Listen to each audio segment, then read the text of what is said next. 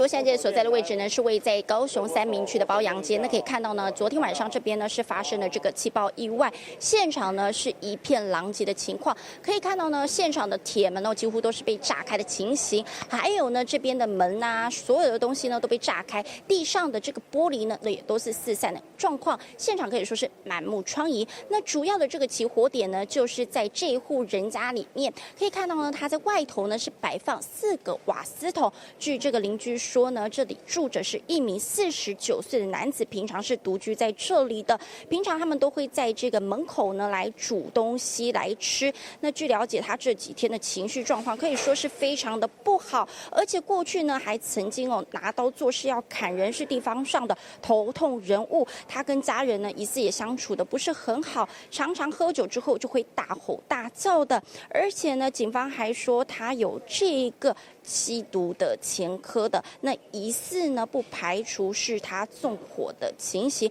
那他被救出来的时候呢，已经是90%的烧烫伤，目前在医院治疗当中。但是呢，这起火警呢也波及到了旁边的住户，总共呢有好几户民宅都因此受到波及。住在他们正隔壁的呢，其实是一对夫妻哦。不过呢，这个妻子呢，当时是因为去南投参加这个同学会才逃过一劫。不过她的老公呢，就在这个75岁的男子呢，就在2楼被找到的时候，已经没了生命迹象。那旁边另外一户人家呢，是一个女子还有男童呢，因为被这一个气爆溅飞的东西呢给波及受伤了，送医之后是并没有大碍的。而整起火警事件呢，总共造成了1死6伤的情形。